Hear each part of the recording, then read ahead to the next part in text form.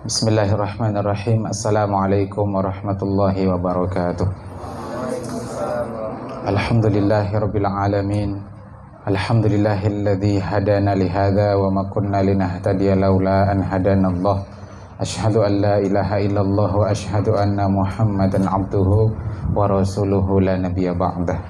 Allahumma salli wa sallim ala habibina wa syafi'ina wa qurrati a'yunina sayyidina Muhammadin wa ala alihi wa ashabihi wa man tabi'ahum bi ihsanin ila yaumiddin. Wa ba'du, fa aqulu subhanaka la ilma lana illa ma 'allamtana innaka antal alimul hakim wa la haula wa la quwwata illa billahil aliyyil azim. Rabbi shrah li sadri wa yassir li amri wahlul 'uqdatam min lisani yafqahu qawli.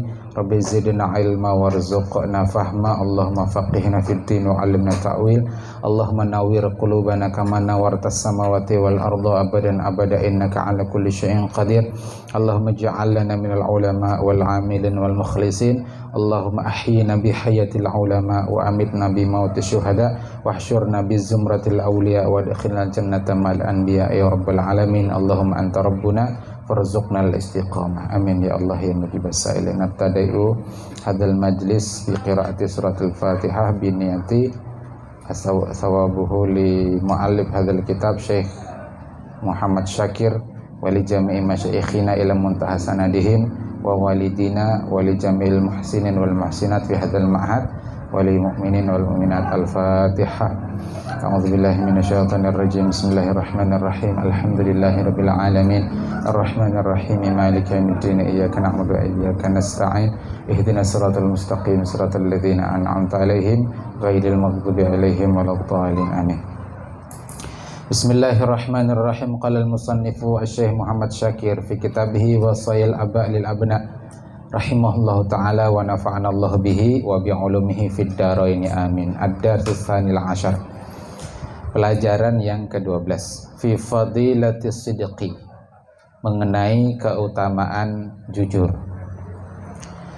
Ya bunayya ihris ala an takuna shadiqan fi kulli ma tuhadditsu bihi ghairaka.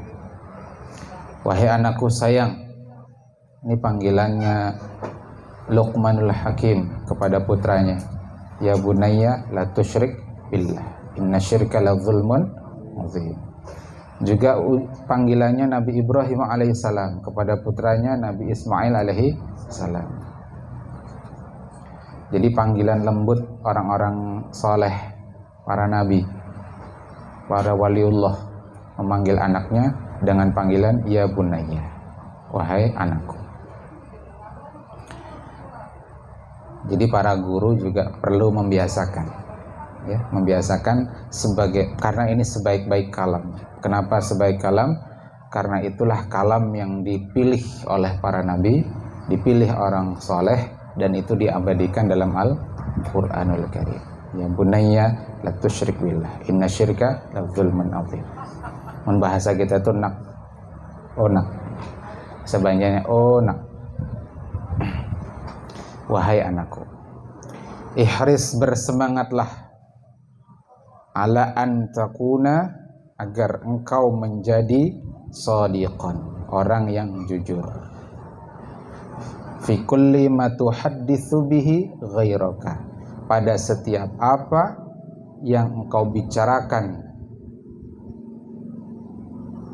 dengan orang lain, ghairaka. Hirsaka ala nafsika wa malika, sebagaimana bersemangatnya engkau terhadap diri engkau dan terhadap harta engkau. Fa innal kadhiba syarrun naqaisi wal ma'ayibi. Fa innal kadhiba, karena sesungguhnya al-kadhib, dusta, bohong, syarrun naqais, itu adalah seburuk-buruk naqais. Naqais itu jamak taksir, ya, sighah muntahal jumu' dari naqisah. Maknanya aib, ya, keburukan, ya, cacat. Wal ma'ayib, ya sama maknanya aib. Antum senang kalau aibnya dilihat orang? Tidak suka. Entah itu aib zahir maupun aib batin. Mohon maaf, misalkan panuan, senanglah panunya dilihat orang? Senanglah? Kada. Panu itu aib zahir. Andakannya di mana? Di kulit. Demikian pula ada aib batin.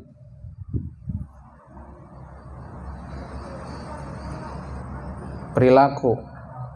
Salah satunya adalah kadzib, dusta. Yang aib batin itu apa saja? Ya akhlaqul madhmumah.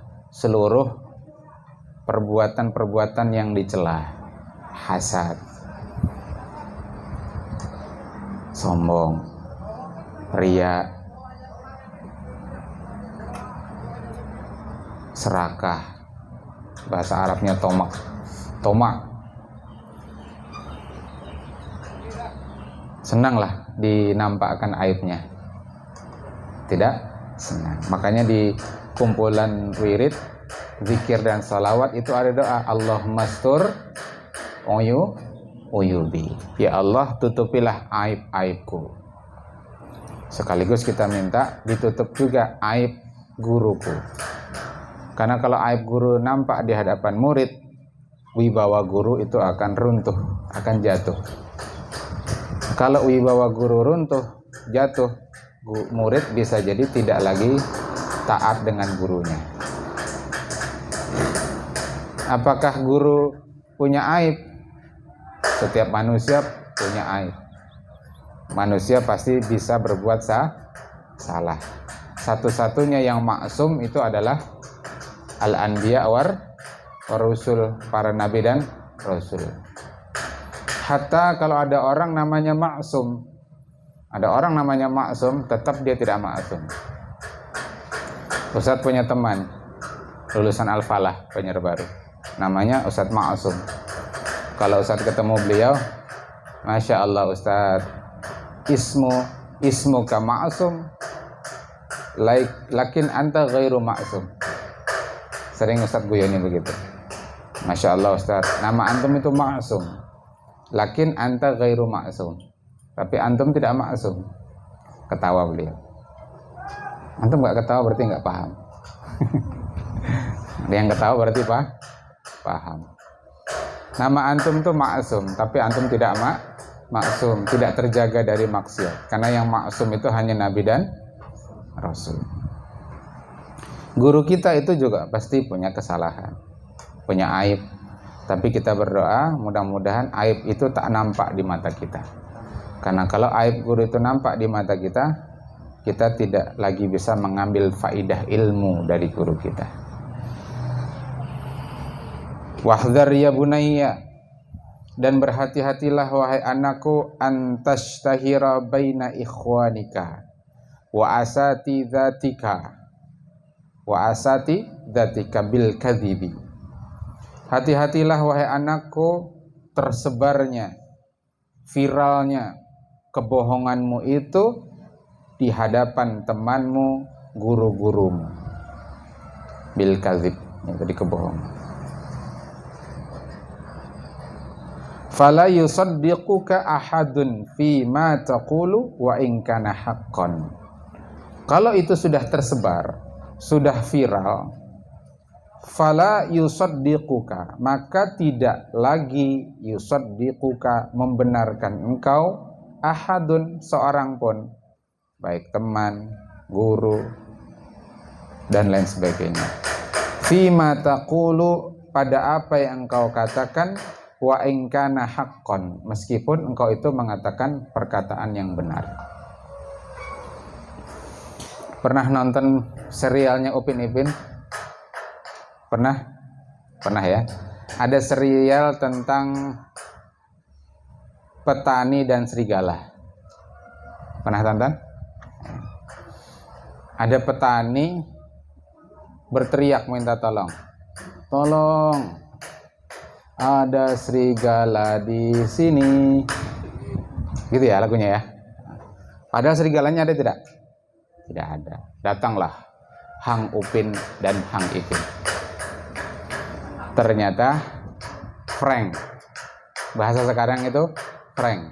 Serigalanya tidak ada. Baliklah Upin Ipin. Lalu si petani siapa saat itu diperankan oleh siapa? Jarjit. Ya, Jarjit Singh. Orang India ya ceritanya. Tolong, ada serigala di sini. Tolong. Datanglah Upin dan Ipin. Serigalanya ada tidak? Tidak ada. Bohong yang kedua kali. 2 kali dibohongi, akhirnya apa? Viral kebohongan itu. Ngepranknya tadi viral. Nggak lagi percaya. Begitu yang ketiga kali, ternyata serigalanya benar-benar datang. Berteriaklah Jarjit Singh, tolong, ada serigala di sini. Datang tidak Upin Ipinnya? Tidak, karena sudah 2 kali dibohongi. Meskipun yang terakhir itu benar, serigalanya datang, orang tak lagi percaya. Jadi nonton Upin Ipin itu ambil ibrohnya. Jangan cuma ditonton ramenya. Ya, bisa jadi syarah untuk kitab Wasaya Abalil Abna. Ya. Jadi meskipun kapan waktu kita itu benar, jujur, tapi karena orang sudah menganggap kita itu kadzib, pendusta, pembohong, maka orang terus menganggap kita itu sebagai pembohong. Sebaliknya, kalau ada orang tuh jujur, kapan waktu dia berbohong? 9 kali dia jujur, 1 kali dia berbohong. Yang ke-10 orang percaya tidak? Percaya tidak? Percaya, meskipun dia bohong. Tapi begitu terbongkar kebohongannya, yang ke-10 kali tadi, padahal cuma sekali dia berbohong, setelah itu bisa jadi orang mempertanyakan yang sebelum-sebelumnya. Dan yang selanjutnya orang tidak percaya lagi. Siapa sih yang mau dibohongi? Apalagi yang dibohongi gurunya. Maka cukup sekali dibohongi. Tak mau untuk yang kedua kali dalam hidupku. Apa contoh kebohongan? Misal, makan di warung, makan gorengan 5 biji, bepadah 3 biji. Bohong tidak? Bohong. Makan pentol, nah ini rancak pentol. Makan pentolnya 15 biji, bepadah 10 biji. Pas 10.000. Nah itu hati-hati. Apalagi kantin kita ini setengahnya kantin kejujuran. Ya, kadang-kadang ada yang jaga, ada yang kadang-kadang tidak ada yang jaga. Tapi yakinlah Allah pasti mencatat semua itu. Ada malaikat raqib dan atid.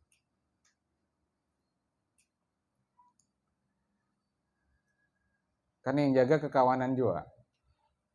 Misalkan janjian makan OAK bepadah 3 bepadah 1. Bisa kalah?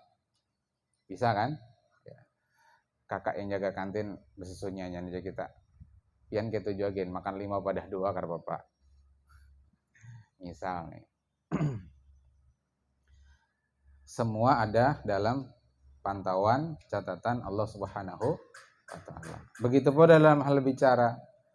Ya, hati-hati benar.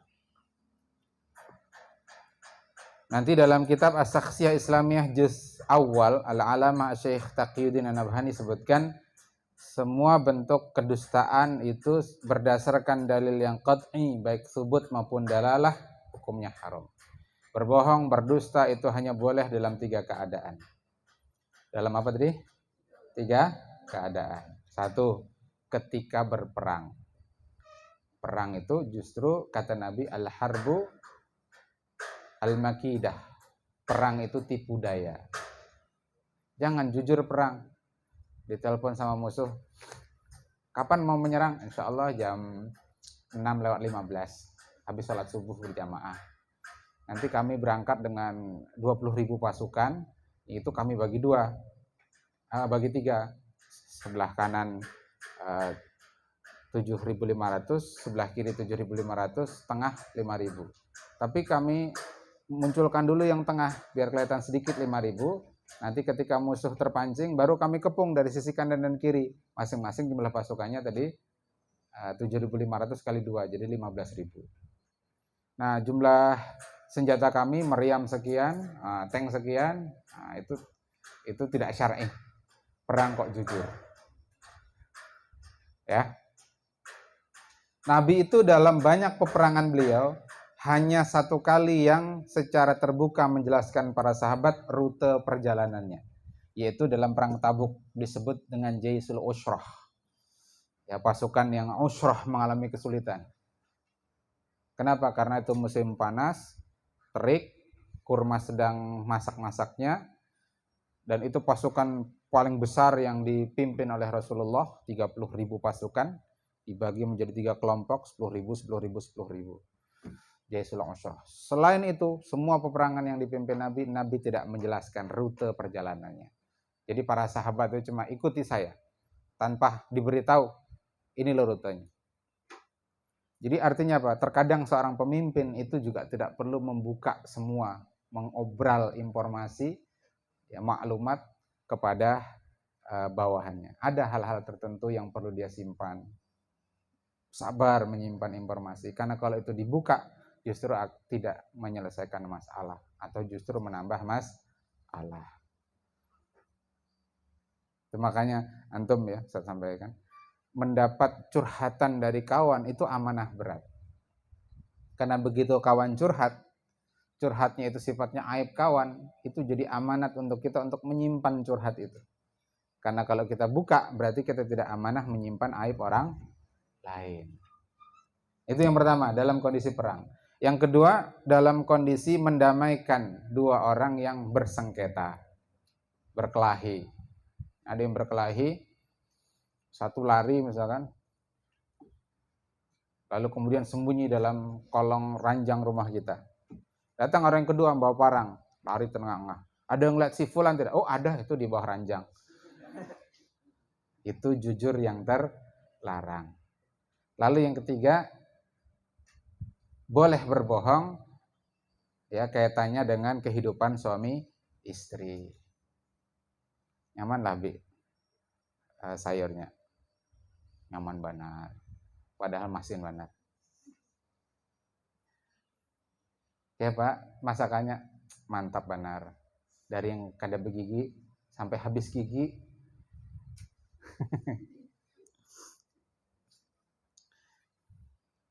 Nyaman kada intalu dadarnya? Nyaman, padahal masinnya luar biasa.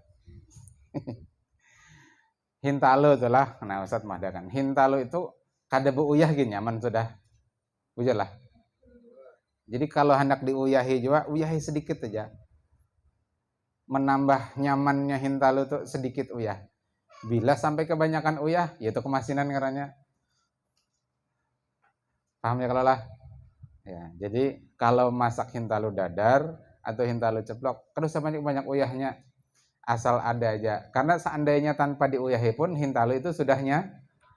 Setuju kada Banin? Setuju ya? Alhamdulillah, Ustaz Meli sudah datang. Tapi ngaran suami tadi karena hendak menjaga perasaan istrinya, dia katakan nyaman. Bahkan ketika mertuanya, ya ibu mertuanya ngomong begini begitu tentang masakan istrinya, dia tetap memuji masakan istrinya. Ya, itu berbohong yang diperbolehkan. Baik, kita lanjut. Ya bunayya idza fa'alta amran tastahiqqu alaihi uqubatan min ustadzika. Wahai anakku sayang, jika engkau melakukan satu perkara, fa'alta amran tastahiqqu, yang menyebabkan engkau itu berhak, layak alaihi, disebabkan atasnya, atas amron tadi itu, uqubatan, sanksi, hukuman, min ustadzika, dari guru engkau, falak takdzib alaihi idza sa'alaka. Maka jangan engkau berdusta alaihi pada ustadz engkau, pada guru engkau, idza sa'alaka, jika dia bertanya kepada engkau. Jika gurumu itu bertanya kepada engkau.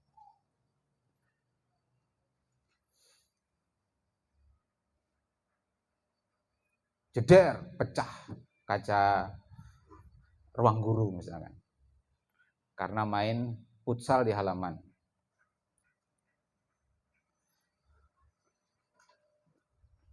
Lalu ketahuan ustadz, dikumpulkan.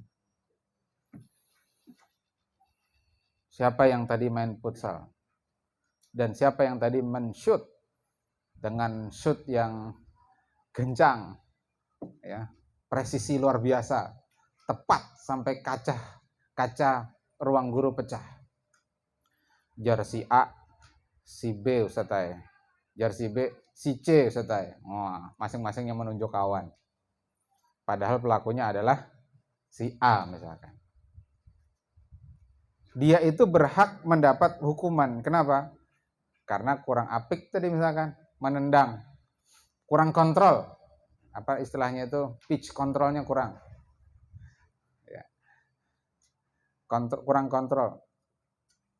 Tapi dia berdusta, maka kesalahannya itu dua. Satu, dia berbuat kesalahan. Kesalahan kedua adalah dia berdusta.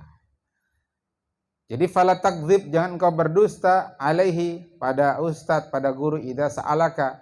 Kadang murid itu begitu. Murid atau siswa atau anak itu karena takut dihukum, dia akhirnya berdusta. Takut dihukum, dia berdusta. Padahal kalau dia berdusta, itu hukumannya bisa jadi lebih berat. Apakah dalam kitab ini disebutkan wala tuhawil, maka janganlah engkau mencoba-coba ilsaqadz dzambi bi ahadin min ikhwanika, menyandarkan kesalahan dengan seseorang dari teman engkau. Ya tadi itu. Pelakunya si A menimpakan kesalahan kepada si B. Itu namanya lempar batu sembunyi tangan. Lempar batu sembunyi tangan. Farubbama qama al-burhanu ala kadzibika. Tapa banyak kemudian ada tegak burhan, bukti, ala kadzibika, atas kebohongan engkau, fatastahiqqul uqubata mudha'afatan, maka engkau berhak mendapatkan hukuman yang berlipat ganda, mudha'afatan.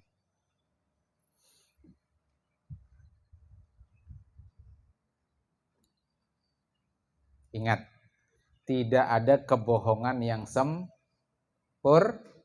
Nah, apa tadi? Tidak ada kebohongan yang sempurna. Tidakkah kita belajar bagaimana saudaranya Nabi Yusuf telah berbohong kepada ayahnya? Siapa nama ayah Nabi Yusuf? Nabi Yakub. Anu bahai, Ading Yusuf diterkam serigala. Ini bajunya nah. Tapi anehnya bajunya itu tidak ada bekas cabikan serigala. Jadi tidak ada kebohongan yang sempurna. Yulaikha menuduh Yusuf akan apa istilahnya sekarang itu, melakukan ruda paksa, pelecehan seksual. Tapi robeknya di mana? Di belakang. Kalau mau merenggut kehormatan perempuan, tentu robeknya di depan. Ini kok robeknya di belakang. Tidak ada kebohongan yang sempurna. Siapapun lah, ya, sepintar-pintar tupai melompat, satu saat akan jatuh. Sepintar-pintar menyimpan bangkai, aromanya akan tetap tercium. Sepintar-pintar kita berbohong, berdusta, menipu guru, teman, satu ketika akan ketahuan. Jadi tegak burhan, qamal burhanu ala kadzibika, atas kebohongan engkau, fatastahiqul uqubata mudha'afatan, maka engkau berhak mendapatkan hukuman yang berlipat ganda.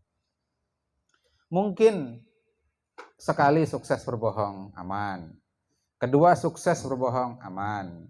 Ketiga sukses berbohong, tapi setelah ketahuan itu akan terbongkar semuanya. Istilahnya ada istilah kotak Pandora. Ya, kotak Pandora itu apa? Itu ada mitologi Yunani. Kalau ada satu kotak yang jika dia terbuka, maka isi di dalamnya itu keluar semua. Nah, itu gambaran. Kalau orang itu sering kali berdusta, berbohong, berbuat salah, kapan waktu kemudian terbongkar, maka yang lain-lain itu juga akan terbongkar. Ini ada kasus viral. Ada sebuah mobil mahal, harganya hampir 1,5 M. Nama mobilnya mobil Audi 6. Apa tadi? Audi 6. Nah, menabrak lari mahasiswi. Meninggal si mahasiswi itu. Nah, ternyata di mobil itu supir bersama perempuan. Akhirnya terbongkar kasus perselingkuhan. Ngakunya asalnya istri, tapi nggak ada surat menyurat. Lalu berbohong lagi, mengatakan istri siri, dan seterusnya. Jadi dugaannya itu adalah perselingkuhan. Nah, kemudian juga dikejar sama pihak kepolisian. Ini yang punya mobil ini polisi juga, yang gajinya sebulan dengan tunjangan sekitar 8 sampai 9 juta saja. Tapi kok bisa beli mobil seharga 1,5 miliar? Itu akan dibongkar lagi juga. Jadi dari kasus tabrak lari, terbongkar kasus perselingkuhan, nanti juga mungkin terbongkar kasus-kasus yang lain. Punya mobil, namanya mobil apa tadi? Audi 6. Harganya 1,4 sekian, hampir 1,5 miliar. Nah, itu.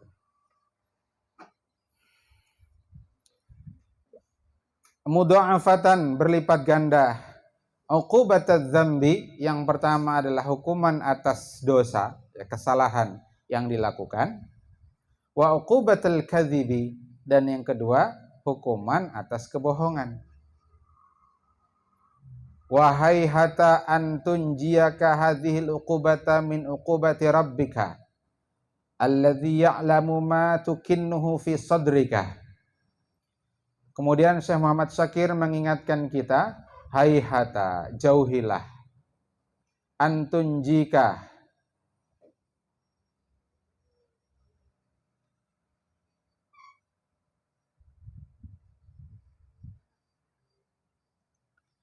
sesuatu yang engkau tidak mungkin akan selamat.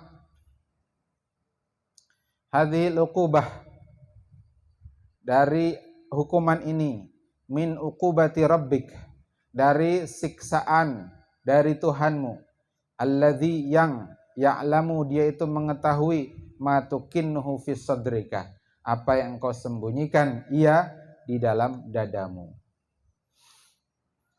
Jadi tidak ada yang selamat dari pengetahuan Allah, maka tidak ada yang selamat dari hukuman Allah. Kita bisa selamat di dunia, tapi belum tentu selamat di akhirat. Ada orang berzina. Kalau di zaman Nabi, orang berzina ngaku. Ada kasus seorang perempuan namanya Ghamidiyah. Kemudian ada seorang laki-laki namanya Ma'iz. Ada juga seorang perempuan dari suku Juhainah. Hadisnya sahih riwayat Imam Muslim dan Imam Abu Dawud dalam kitab sunannya. Ngaku ke Nabi, ya Rasulullah, saya telah berzina. Nah, Rasulullah ingin pastikan, apakah engkau telah melakukan seperti memasukkan ember ke dalam sumur? Iya, wahai Rasulullah. Atau seperti masukkan anak celak ke dalam wadah celak? Iya, wahai Rasulullah. Itu hamil perempuannya. Akhirnya pulang dulu, kata Nabi, sampai melahirkan. Selesai melahirkan, datang lagi menemui Nabi. Ya Rasulullah, saya siap untuk dirajam. susui dulu anakmu haulaini kamilain, 2 tahun sempurna. Setelah menyusui anaknya 2 tahun sempurna, datang lagi ke Nabi, akhirnya dirajam. Ditanam tubuhnya separuh dalam tanah, lalu diikat tubuhnya ya dengan kain supaya nanti tidak tersingkap auratnya, ditutup rapat, kemudian dilempari dengan batu hingga mati.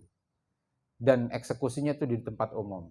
Karena dalam surat An-Nur ayat 2 kan disebut faliyashhad adzabahuma ta'ifatun minal mu'minin. Hendaklah disaksikan eksekusi hukuman rajam itu atau cambuk itu, kalau dalam ayat itu cambuk, ta'ifatun, sekelompok dari orang-orang beriman. Jadi tempat terbuka. Kenapa kok dia mengaku begitu? Karena dia yakin kalau dia dihukum di dunia, dia tidak lagi dihukum di akhirat. Begitu darahnya itu mercik ke tubuh, ke bajunya sahabat, ada sahabat yang merasa jijik. Lalu Nabi mengatakan laqad tabat, sungguh dia telah bertaubat dengan taubatan nasuha. Laqad tabat lau qusimat, yang andainya taubatnya itu dibagikan sab'ina min ahlil Madinah kepada 70 penduduk Madinah, lawasi'athum. Tentu taubatnya itu akan cukup untuk dibagikan kepada 70 penduduk kota Madinah.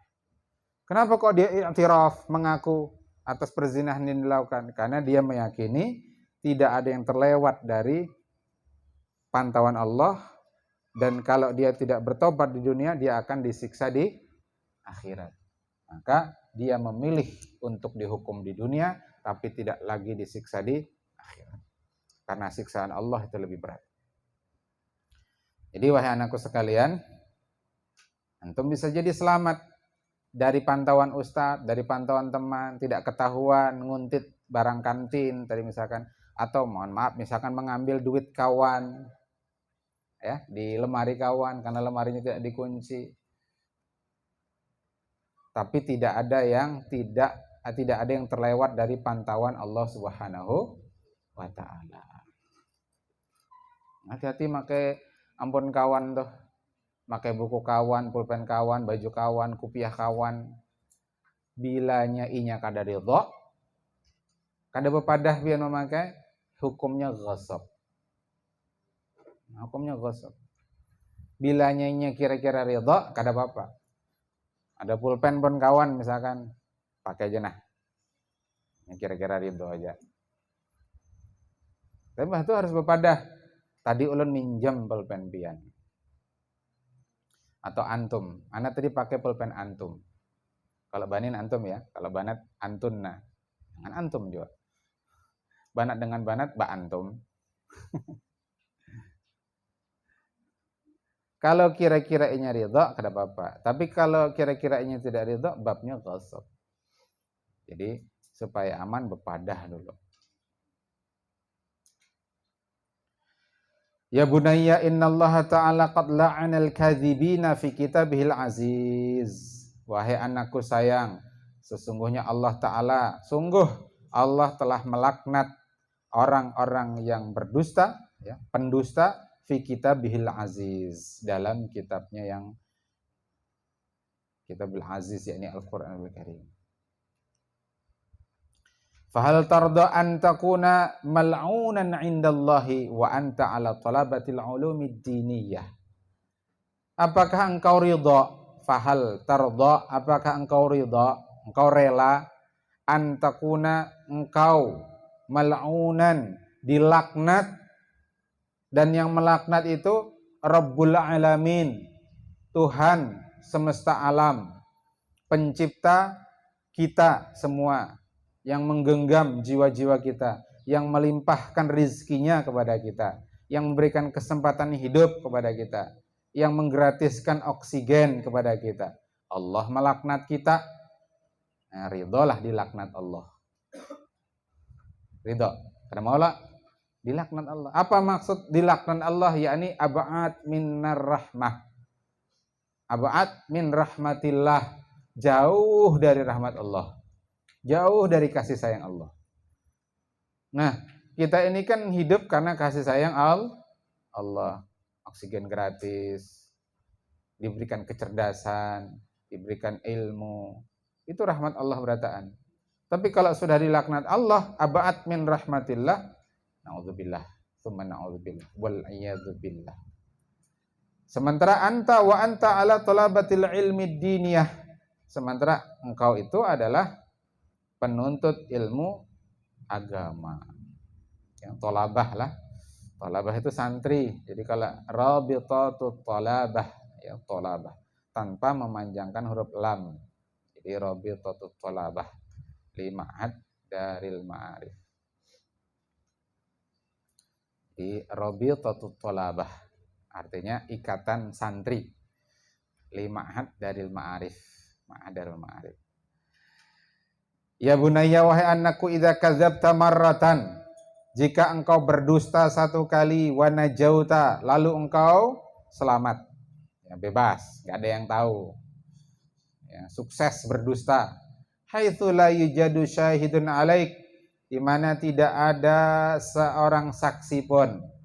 La yujadu, tidak didapati, tidak ada syahidun, seorang saksi pun alaik, atas engkau, tidak ada orang yang menyaksikan kedustaan yang engkau lakukan.